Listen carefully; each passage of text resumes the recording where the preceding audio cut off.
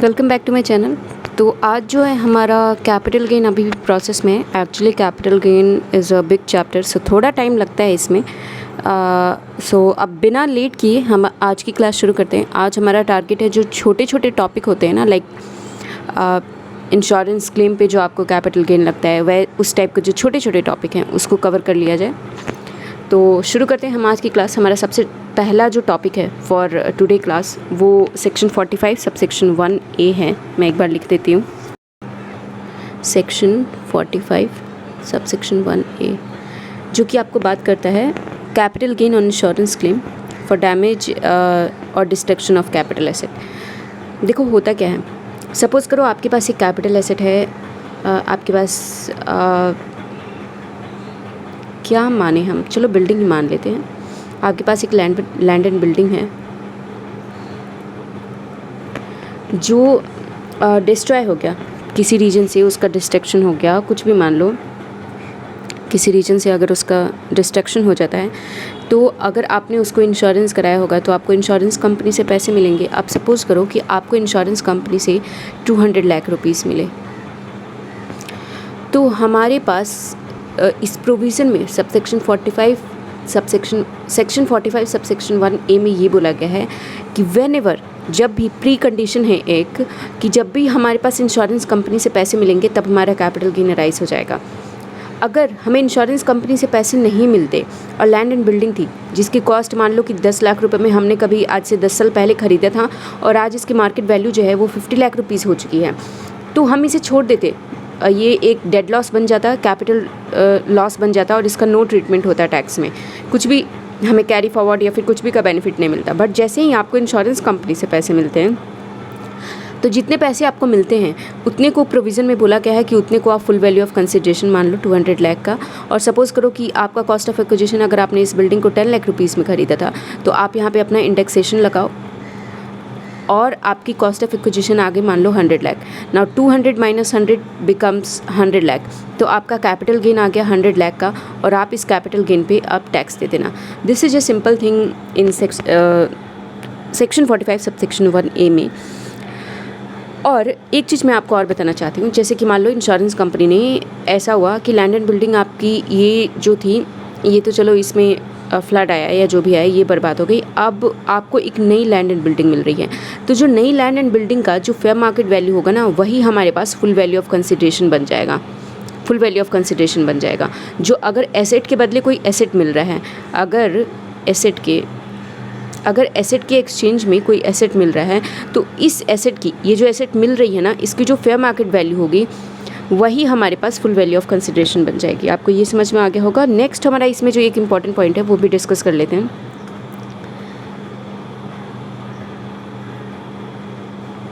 उसके लिए I think चलो वो मैं बुक में डिस्कस कर लूँगी, जिसमें ये बताया गया है।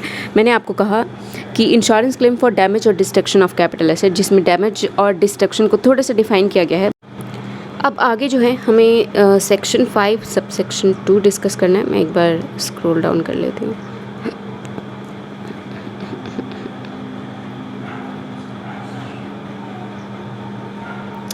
चलो एक बार कलर भी चेंज कर लेते हैं।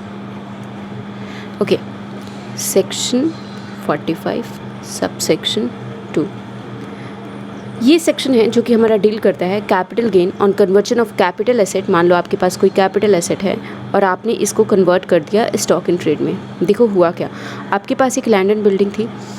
अब ये land and building as a capital asset थी आपके पास। Land and building mostly capital asset में ही होती है। आपने एक अपना बिजनेस खोल लिया, इस बिजनेस में आप ब्रोकर बन गए।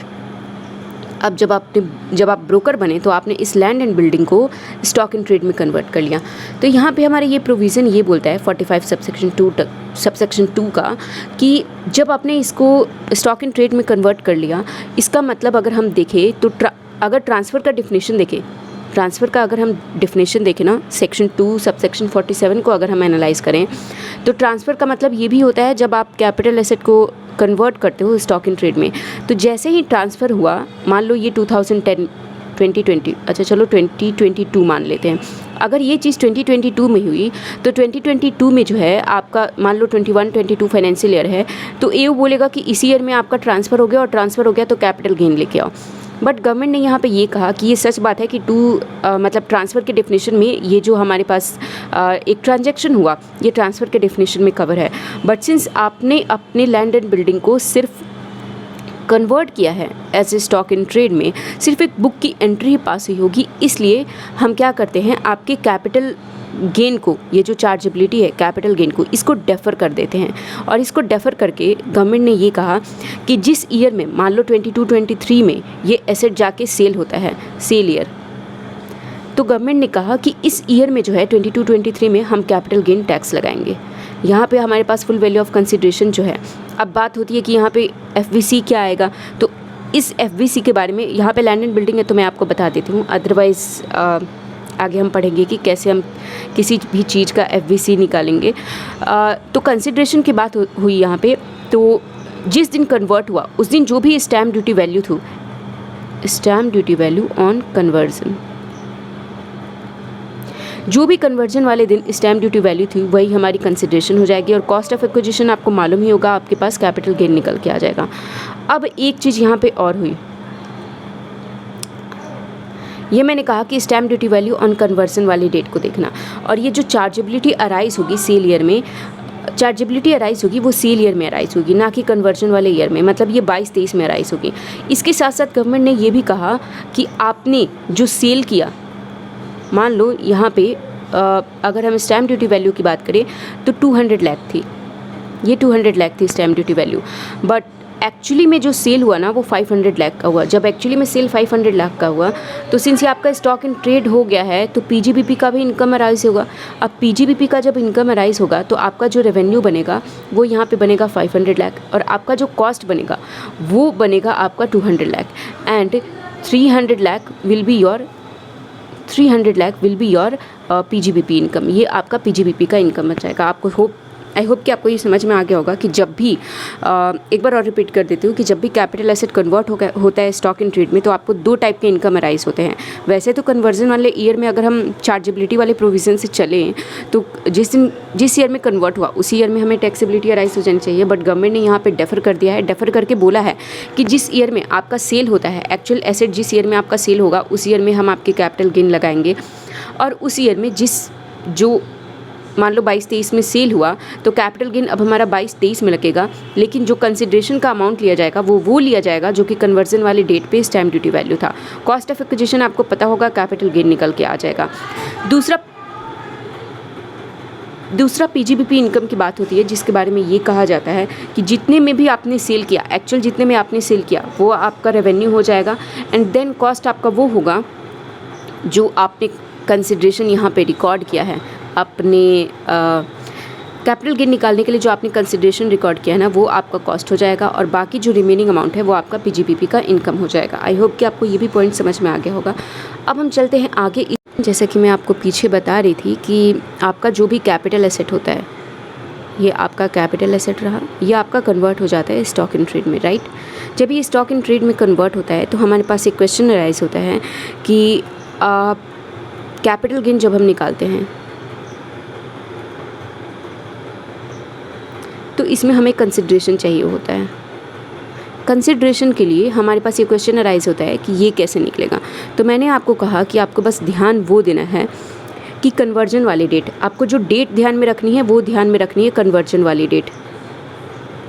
कन्वर्जन डेट हो सकता है कि ये कन्वर्जन डेट जो है वो 21-22 फाइनेंशियल ईयर में फॉल कर रहा हो, और जो आपका सेल हुआ हो वो 22-23 में हुआ हो, बट नॉट ए प्रॉब्लम। आपको सिर्फ ध्यान रखना है कन्वर्जन वाली डेट, ठीक।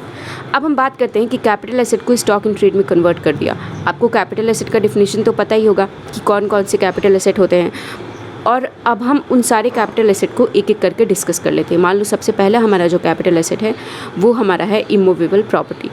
इमूवेबल प्रॉपर्टी के बारे में बोला गया है कि जो भी कन्वर्जन डेट है, कन्वर्जन डेट वाले दिन जो भी स्टैम्प ड्यूटी वैल्यू है वही हमारा फुल वैल्यू ऑफ कंसिडरेशन बन जाएगा। दूसरा पॉइंट हमारा आता है जो बोलता है artistic work, jewellery, archaeological collection, drawing, painting, sculptures या फिर एनी वर्क ऑफ आर्ट या फिर शेयर सिक्योरिटी, इनके बारे में बोलता है। मैं यहाँ पे सिर्फ आर्टिस्टिक वर्क लिखती हूँ, आर्टिस्टिक वर्क। आप आई होप कि आपको पता होगा आर्टिस्टिक वर्क का मतलब क्या होता है। नहीं पता तो पीछे की क्लास को ध्यान से देखिए। Artistic work, jewellery and shares. ठीक, इन तीनों के बारे में ये बोला गया है कि जो 11UA हमने पढ़ा है, 11UA में जो वैल्यूएशन का मेथड सिखाया गया है उसी मेथड को फॉलो कर लेना FVC निकालने के लिए। अब तीसरा हमारे पास तीसरा पॉइंट हमारे पास आता है इसमें, जो कि ये बोलता है कि अगर कोई एनी अदर एसेट रह गया, कोई एक ऐसा एसेट जो रह गया, इन दोनों में कवर नहीं हुआ, तो उसके लिए ये बोला गया है कि कन्वर्जन डेट वाले दिन जाके आपको ये देखना है कि वो fair market value open market में बेचने पे क्या प्राइस लेके आता, जितना भी प्राइस वो लेके आता वो आपका कंसिडरेशन बन जाएगा। आई होप कि आपको समझ में आ गया हो। बस आपका 45(2) में जो था इतना ही पॉइंट था जो कंसिडर करना था आपको। आप क्वेश्चन सॉल्व करिए इसके बेसिस पे, आई एम श्योर कि क्वेश्चन सॉल्व हो जाएंगे। अब हम आगे बढ़ते हैं। अच्छा, let me just tell you one thing. ये जो रूल की बात होती है ना, जो कैपिटल एसेट में जो अभी मैंने आपको ये प्रोविज़न सिखाया, this is covered under rule 11UAB। और 11UAB में लिखा हुआ है कि IP के लिए आप स्टैम्प ड्यूटी वैल्यू ले लो, artistic work, jewellery and shares के लिए 11UA कंसिडर कर लो। और अगर कोई एनी अदर एसेट है तो ओपन मार्केट में जिस दिन कन्वर्ट हुआ उस दिन ओपन मार्केट में उसकी वैल्यू देखो, वही उसका कंसिडरेशन अमाउंट है। नेक्स्ट पार्ट पे अब हम आगे बढ़ते हैं। सेक्शन 45 सबसेक्शन 3 देखो, ये होता है capital gain on transfer of a capital asset by a partner या फिर मेंबर। और पार्टनर किसे ट्रांसफ़र करेगा, वो अपने फर्म को ट्रांसफ़र करेगा, और मेंबर किसे ट्रांसफ़र करेंगे, वो AOP या BOI को ट्रांसफ़र करेंगे। तो अगर कोई पार्टनर है, इसने अगर कोई एसेट ट्रांसफ़र किया है किसको, अपने फर्म को जिसमें उसका एडमिशन हो रहा होगा, या फिर अगर कोई मेंबर है तो ये किसको कर रहा होगा, AOP या BOI को। सॉरी, ये केस को जो है सेक्शन 45 सबसेक्शन 3 डील करता है, जहाँ पे ये बोला जाता है पार्टनर के लिए।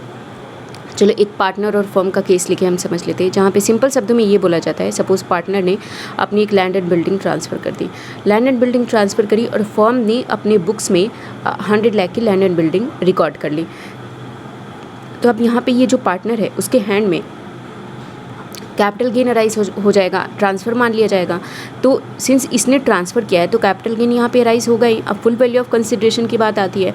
कंसिडरेशन के लिए बोला गया है कि जो भी इसके मतलब जो भी फॉर्म है, फॉर्म AOP या BOI जो भी अपने बुक्स में ये जो वैल्यू रिकॉर्ड करेंगे ना इस एसेट के बदले, वही कंसिडरेशन वाला अमाउंट हो जाएगा। मतलब यहाँ पे 100 लाख हो जाएगा।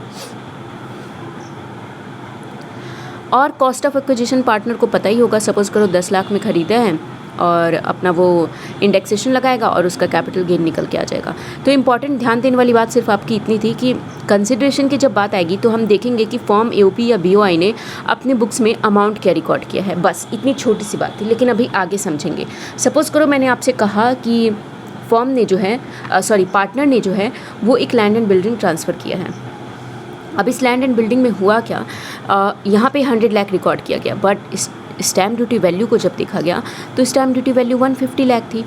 अब हमें यहाँ पे सेक्शन 45(3) को कनेक्ट करना होगा रीड विथ सेक्शन 50C, जो कि ये बोलता है कि अगर जो भी ट्रांसफरर है, जैसे यहाँ पे पार्टनर है, उसने कंसिडरेशन 100 लाख रिकॉर्ड किया है, बट हमारा स्टैम्प ड्यूटी वैल्यू 150 लाख है, तो यहाँ पे क्या हो जाएगा, यहाँ पे 150 लाख होगा और कॉस्ट ऑफ एक्विजिशन मान लो कि आ रहा है 80 लाख, तो यहाँ पे बाकी अमाउंट आपका कैपिटल गेन हो जाएगा। ठीक, एक आपको 50C से इसे रिलेट करना है।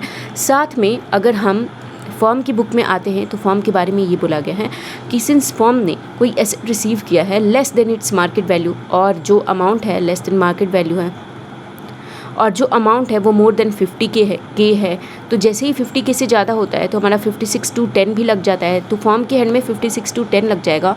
और इसने रिकॉर्ड किया है 100 लाख बट है 150 लाख का, तो 50 लाख रुपीज़ 56(2)(10) में टैक्सेबल हो जाएगा अदर सोर्स के इनकम के लिए। तो मैंने आपको यहाँ पे रिलेट करा दिया 50C से।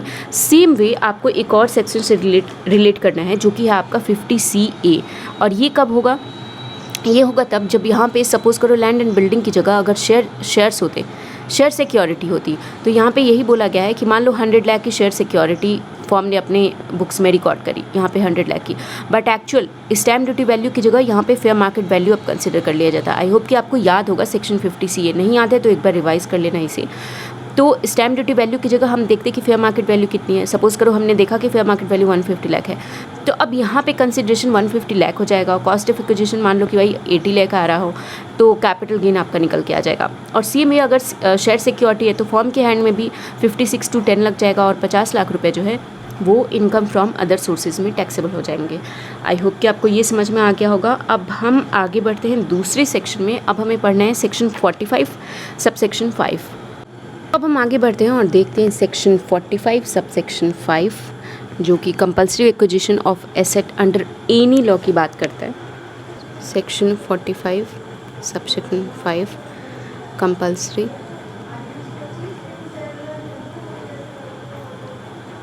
एक्विजिशन की बात कर रहे हैं। देखो इस सेक्शन में एक सिंपल सी बात लिखी हुई है कि मान लो कि मैंने आपको बताया था, पीछे भी मैं आपको रेफरेंस दे चुकी हूँ कि मेट्रो की लाइंस जब डालनी होती हैं, या फिर रेलवे ट्रैक डालना होता है, या फिर रोड्स जब बनाने होते हैं, तो गवर्नमेंट को उसके लिए कुछ लैंड एक्वायर करना पड़ता है। सिंपली अगर हम इसकी बात करें तो अब इस लैंड एक्वायर करने के लिए जो भी गवर्नमेंट अपना प्लान बनाती है कि यहाँ से यहाँ तक हम रेलवे लाइन डालने वाले हैं, या फिर यहाँ से यहाँ तक मेट्रो की लाइन डालने वाले हैं, अब इसमें जितनी भी लैंड आती है, जिसकी भी आती है, वो लैंड जो है एक्वायर कर लेती है गवर्नमेंट। अगर किसी और को पर्टेन करती है, गवर्नमेंट को पर्टेन नहीं करती तो वो लैंड गवर्नमेंट एक्वायर कर लेती है। अब जब गवर्नमेंट एक्वायर करती है तो मान लो यहाँ पे मिस्टर ए हैं, मिस्टर ए से गवर्नमेंट ने लैंड एक्वायर किया, तो मिस्टर ए को गवर्नमेंट जो है कुछ देगी भी। अब ये लैंड इनको मिला और ये गवर्नमेंट ने इनको क्या दिया, इनको कुछ कंपनसेशन दिया। इस कंपनसेशन में गवर्नमेंट क्या दे रही है, मान लो गवर्नमेंट ने 10 लाख रुपीज़ दिया फॉर एग्जांपल, एक हम सिंपल सा कैलकुलेशन लेते हैं। तो यहाँ पे जो कंसिडरेशन का अमाउंट आ गया मेरा, वो मेरा 10 लाख रुपीज़ आ गया, और देन मेरा cost of acquisition and then मेरा कैपिटल गेन निकल के आ जाएगा। मान लो 10 लाख रुपीज़ है। ये जो एक्विजिशन हुआ है ये हुआ है हमारा 2020 में, year 20, that means 1920। When I am saying 2020 that means 1920। और ये जो पैसे मिल रहे हैं वो पैसे इतनी जल्दी नहीं मिल जाते हैं, उसमें कुछ टाइम लगता है। तो सपोज़ करो कि 22-23 में पैसे मिले हमें, तो पहले तो आपको ये बात समझना पड़ेगा कि सबसे पहले गवर्नमेंट ने ये प्रोविज़न बताया कि चलो हम लैंड हमने एक्वायर कर लिया, बट आपके हाथ में पैसे तो है नहीं, तो हम सबसे पहले इसको डेफ़र करते हैं, टैक्सेबिलिटी को डेफ़र करते हैं। और डेफ़र करके कहाँ ले गए, उस ईयर में ले गए जिस ईयर में आपको कंपनसेशन रिसीव हुआ। मतलब 22-23 में अगर आपको कंपनसेशन रिसीव हुआ तो 22-23 में आपकी कैपिटल गेन की ये टैक्सेबिलिटी अराइज होगी। और मान लो कि 10 लाख रुपीज़ का कंसिडरेशन फाइनल हुआ कि 10 लाख रुपए टोटल मिलने हैं, और 22-23 में जो है आपको सिर्फ 2 लाख रुपए मिलते हैं। तो क्या होगा इस केस में? इस केस में ये बोला गया है कि डेफरमेंट करके वो कंपनसेशन पे तो ले गई, लेकिन ये भी कहा साथ में कि पार्शियल या टोटल कुछ भी कंपनसेशन मिले आपको, थोड़े से भी, चाहे आपको 50,000 रुपये ही क्यों ना मिले, स्टिल आपको उसी ईयर में 22-23 में ही आपको अपने कैपिटल गेन की कैलकुलेशन निकालनी पड़ेगी और निकाल के टैक्स देना पड़ेगा। अब जब कैपिटल गेन की कैलकुलेशन की बात आती है तो यहाँ पे एक और चीज़ आता है कि यहाँ पे शॉर्ट टर्म कैपिटल गेन होगा या लॉन्ग टर्म कैपिटल गेन होगा, ये कैसे डिसाइड करेंगे। इसको डिसाइड करने के लिए गवर्नमेंट ने कहा कि मिस्टर ए ने अपनी प्रॉपर्टी कभी एक्वायर की होगी। मान लो मिस्टर ए ने अपनी प्रॉपर्टी एक्वायर की थी 2002 में, ठीक है। और ये जो एक्विजिशन हो रहा है, ये मैंने आपको बताया ना कि 1920 में हो रहा है, कोई भी डेट आप ले लेना। तो 2002 से 1920 तक ये ईयर जो है आपको टाइप ऑफ कैपिटल गेन को डिसाइड करने के लिए ये होल्डिंग पीरियड आपको कंसिडर किया जाएगा। सिंस ये 36 मंथ से ज़्यादा है तो ये लॉन्ग टर्म बन जाएगा। अगर ये कम होता तो ये आपका शॉर्ट टर्म कैपिटल गेन निकल के आ जाता। आपको इतनी बात समझ में आ गई होगी। अब मैंने कहा इतना पॉइंट आपको समझ में आ गया। ये हमारा बोला जाता है ओरिजिनल कंपनसेशन, कि मतलब गवर्नमेंट ने इतना कंपनसेशन डिसाइड किया और उस ओरिजिनल कंपनसेशन से रिलेटेड क्या प्रोविज़न है। तो आपको ओरिजिनल कंपनसेशन से रिलेटेड सारे प्रोविज़न समझ में आ गए। अब मिस्टर ए जो है, मिस्टर ए को यहाँ पे 10 लाख रुपए मिल रहे थे। मैं कलर चेंज कर लेती हूँ, थोड़ा अच्छे से समझ में आएगा। यस, मिस्टर ए को यहाँ पे 10 लाख रुपए मिल रहे थे। अब मिस्टर ए ने कहा देखो 10 लाख रुपए तो मिल रहे हैं, बट मैं इस 10 लाख रुपए से सेटिस्फाई नहीं हूँ, मैं इसमें अपील करूँगा और अपने कंपनसेशन को थोड़ा इन्हेंस कराना चाहता हूँ। मिस्टर ए का कंपनसेशन मान लो 10 लाख से ही बढ़ के 15 लाख हो गया।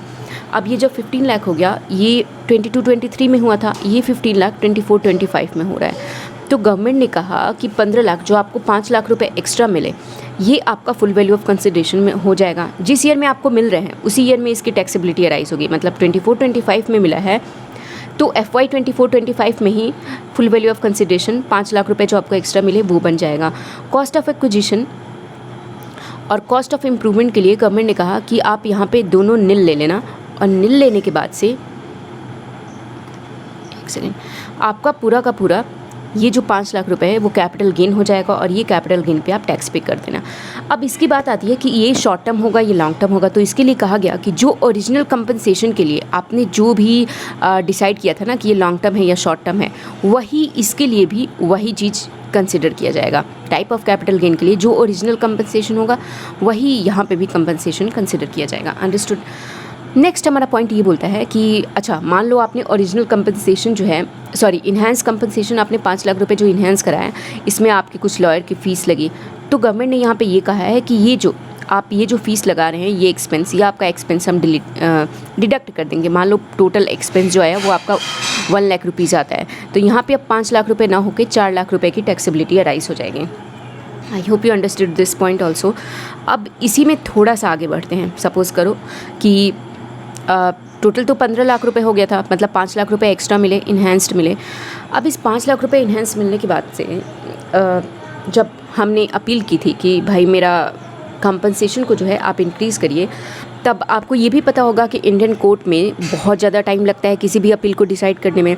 अब गवर्नमेंट के लॉयर जो है, सॉरी SSC का जो लॉयर है, उसने रिक्वेस्ट किया कि देखिए पैसों की बहुत ज़्यादा ज़रूरत है, आप कुछ नहीं तो एक इंटरिम ऑर्डर ही पास कर दीजिए, आप फाइनल ऑर्डर मत पास करिए, आप इंटरिम ऑर्डर पास कर दीजिए। तो इंटरिम ऑर्डर में जो है 5 लाख रुपीज़ SSC को जो है मिल जाता है, ताकि SSC भी अपना काम कर सके। तो लॉ यहाँ पे ये बनाया गया कि जब इंटरिम ऑर्डर पास हुआ और SSC को 5 लाख रुपीज़ मिले, तब ये 5 लाख रुपीज़ टैक्सेबल नहीं होंगे। ये टैक्सेबिलिटी तब अराइज होगी, कब अराइज होगी? जब फाइनल ऑर्डर पास होगा। जब फाइनल ऑर्डर पास होगा तब इसकी टैक्सेबिलिटी अराइज होगी। मान लो 24-25 में इंटरिम ऑर्डर में 5 लाख रुपए मिल गए, बाद में टाइम और लगा और 26-27 FY 26-27 में जो है फाइनल ऑर्डर पास हुआ, तो उस फाइनल ऑर्डर में हम देखेंगे कि क्या हुआ। फाइनल ऑर्डर में क्या 5 लाख रुपए ही आ रहे हैं, या फिर 7 लाख रुपए आ रहे हैं, या फिर क्या 4 लाख रुपए आ रहे हैं। तो जो भी फाइनल ऑर्डर के टाइम पे जो भी अमाउंट डिसाइड होगा उसके अकॉर्डिंग टैक्सेबिलिटी अराइज होगी। यहाँ पे आपको कोई टैक्स नहीं देना है। Understood this point. और आगे बढ़ते हैं। आगे इसमें 1-2 और प्रोविज़न और हैं। अब इसमें बात होती है कि मान लो मैं 1920 में, मैंने आपको बताया था कि यहाँ पे 1920 में ही मेरा एसेट जो है वो सेल हो गया था, गवर्नमेंट ने कंपल्सरी एक्वायर कर लिया था। बट जो हमें इन्हेंस कंपनसेशन मिला ना, वो हमें इन्हेंस कंपनसेशन मान लो कि 2930 में मिल रहा है, 2930 में मिल रहा है। तो मतलब इतने साल तक, अप्रॉक्सीमेट 10 साल तक मेरा 5 लाख रुपए गवर्नमेंट के पास था या नहीं था। तो गवर्नमेंट अब इसके लिए हमें क्या प्रोवाइड करेगी?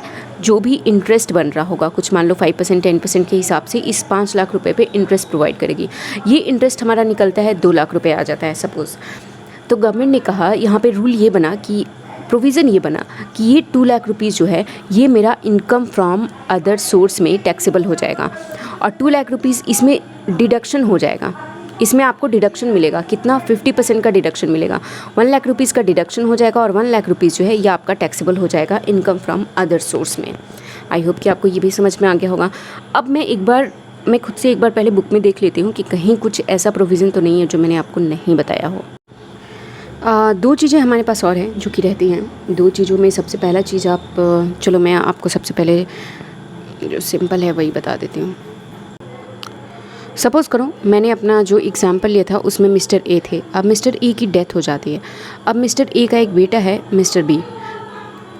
अब मिस्टर बी जो है, जो पैसे हैं, जो कंपनसेशन है वो मिस्टर बी को मिलते हैं। तो प्रोविज़न यहाँ पे ये है कि मिस्टर बी को जो पैसे मिले वो मिस्टर बी के हैंड में as a capital gain taxable होंगे। पहले आपको मैंने एक छोटी सी चीज़ ये बता दी। दूसरे पॉइंट पे आते हैं। दूसरा पॉइंट हमें ये बोलता है कि मान लो 10 लाख रुपीज़ ओरिजिनल कंपनसेशन था, बाद में मिस्टर ए ने अपील किया था। अपील करने के बाद से उनका 5 लाख रुपए और बढ़ गया था। अब ये 5 लाख रुपए बढ़ने के बाद से गवर्नमेंट जो है इस रूलिंग से सेटिस्फाई नहीं हुई। गवर्नमेंट ने आगे फर्दर अपील की। ये 5 लाख रुपीज़ जो है ये घट के कितना हो गया, ये 2 लाख रुपीज़ हो गया। ठीक, तो मतलब टोटल उनको मिस्टर ए को 12 लाख रुपीज़ ही मिले। अब ये 5 लाख रुपए घट के जब 2 लाख रुपए हो गए तो हमारे पास रेक्टिफिकेशन का एक सेक्शन 155 होता है जो कि बोलता है आपको रेक्टिफिकेशन ऑर्डर पास करना पड़ेगा। तो रेक्टिफिकेशन ऑर्डर पास करने के लिए हमारे पास 4 साल का टाइम होता है। आपको हो सकता है अभी अच्छे से ना समझ में आए, बट जब आगे हम असेसमेंट का चैप्टर कर रहे होंगे तो सेक्शन 155 और अच्छे से समझ में आएगा। तो रेक्टिफिकेशन ऑर्डर पास करने के लिए आपके पास 4 साल का टाइम होता है। अब ये जो 4 साल है, यहाँ पे सिर्फ यही बोला गया है, ये 4 साल तब से गिनिंग जाएंगे जब से ये जो फ्रेश ऑर्डर पास हुआ है, कंपनसेशन को रिड्यूस किया गया है। मान लो ये हुआ आपको 27-28 FY में, तो 27-28 FY से 4 साल 29, 30 एंड 31, 29, 31 ये जो है इस ईयर तक एओ के पास टाइम है कि वो रेक्टिफिकेशन ऑर्डर पास करके और 12 लाख पे कैपिटल गेन की टैक्सेबिलिटी को अराइज करे। तो 155 के लिए जो टाइम पीरियड बताया गया है वो यहाँ से बताया गया है कि जब आपको एक फ्रेश ऑर्डर ये वाला पास हुआ ना गवर्नमेंट की अपील करने के बाद से, वहाँ से 4 साल काउंट किए जाएंगे। This was the end of your section 45 subsection 5। I hope कि आपको समझ में आ गया होगा। And also this brings us to the end of the class. बाकी हम नेक्स्ट क्लास में देखेंगे। Thank you so much for watching. I will see you in the next video.